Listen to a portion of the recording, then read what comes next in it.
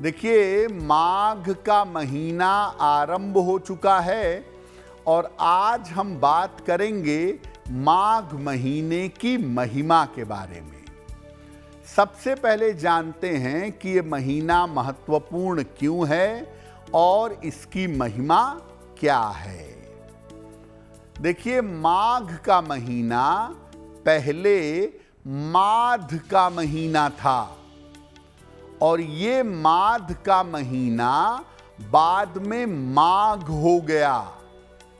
माध शब्द का संबंध है श्री कृष्ण के एक स्वरूप से, यानी माधव से। तो माधव से माघ हो गया। और अगर ज्योतिष की मान्यता समझें तो माघ महीने की पूर्णिमा को मघा नक्षत्र होता है, इसीलिए इसको माघ का महीना कहा जाता है। जैसे हिंदू परंपरा में सावन, कार्तिक के महीने पवित्र माने जाते हैं, वैसे ही माघ के महीने को भी बहुत पवित्र माना जाता है।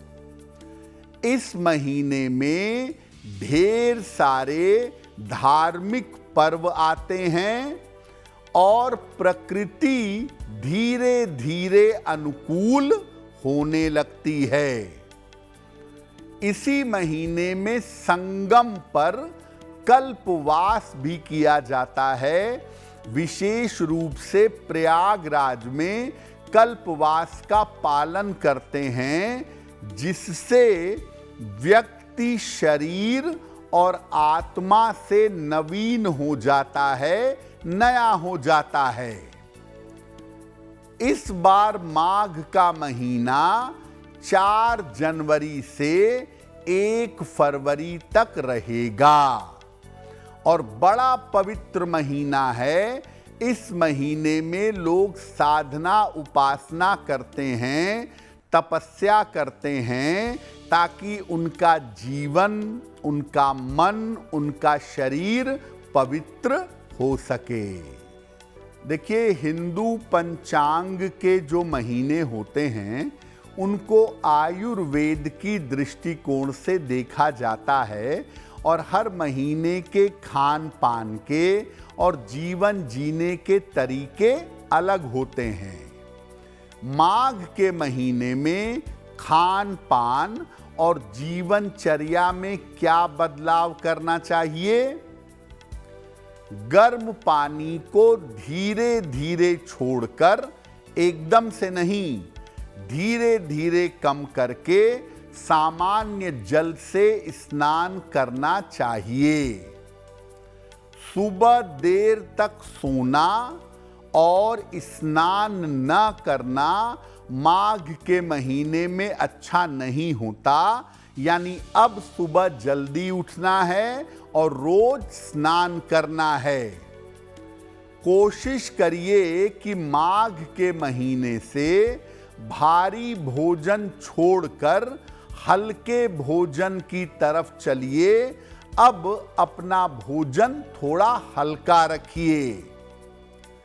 माघ के महीने में तिल और गुड़ का सेवन करना बहुत लाभकारी होता है, इसीलिए माघ के महीने के तमाम पर्व में तिल और गुड़ को शामिल किया गया है।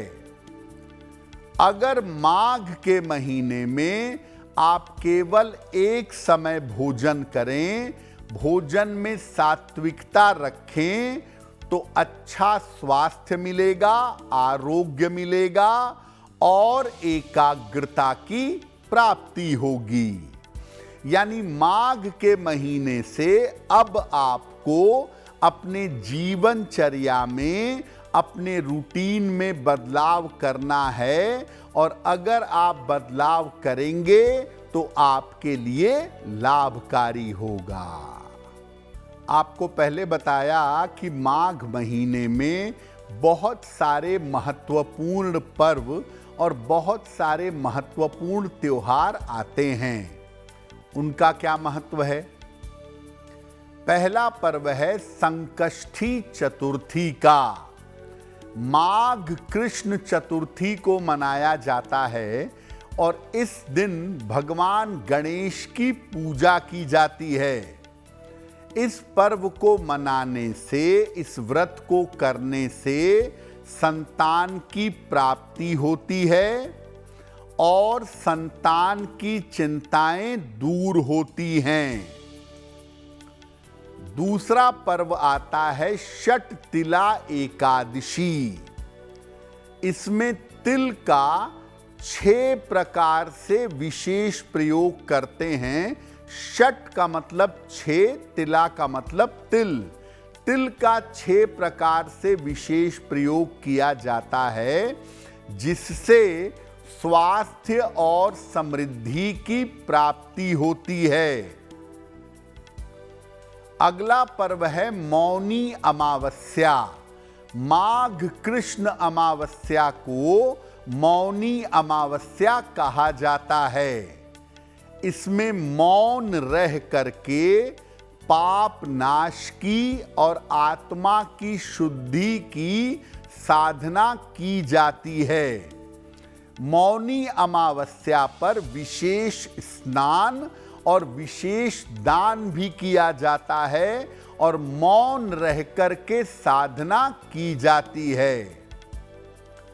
अगला पर्व आता है माघ शुक्ल पंचमी को वसंत पंचमी का। इसमें ज्ञान और विद्या बुद्धि के लिए मां सरस्वती की उपासना करते हैं। वसंत पंचमी साल का अबूझ मुहूर्त है। इस दिन कोई भी शुभ और मंगल कार्य किया जा सकता है। इसके बाद पर्व आता है जया एकादशी का। जया एकादशी का अगर आप पालन करें और विशेष प्रयोग करें तो कुंडली के ऋणों से और दोषों से मुक्ति मिलती है।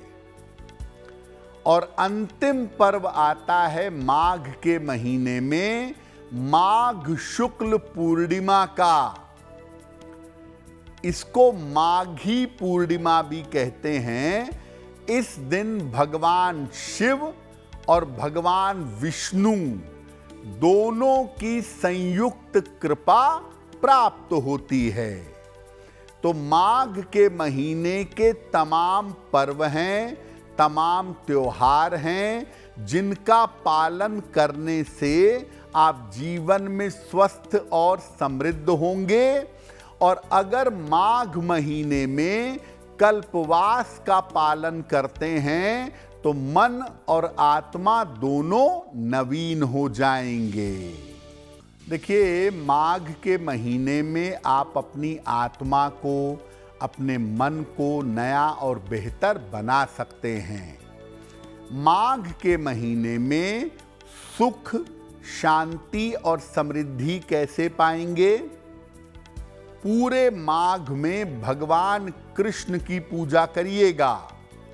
रोज सवेरे भगवान कृष्ण को पीले फूल और पंचामृत अर्पित करना चाहिए। इसके बाद मधुराष्टक का पाठ करिए रोज सुबह। या एक मंत्र है, स्क्रीन पर देखिए मंत्र। श्री माधव दया सिंधो भक्त काम प्रवर्षण। श्री माधव दया सिंधो भक्त काम प्रवर्षण। माघ स्नान व्रतम में द्वयी सफलम कुरुते नमः। माघ स्नान व्रतम में द्वयी सफलम कुरुते नमः। इस मंत्र को सुबह के समय 9 बार कहिएगा। भगवान कृष्ण का नाम भी एक मंत्र है, इसलिए खाते पीते चलते फिरते उठते बैठते हरे कृष्ण हरे कृष्ण हरे कृष्ण हरे कृष्ण इस मंत्र का जप करते रहिएगा। माघ महीने में कोशिश करिए कि अपनी पूजा साधना के अलावा रोज किसी गरीब आदमी को भोजन कराएं या अन्न का दान करें।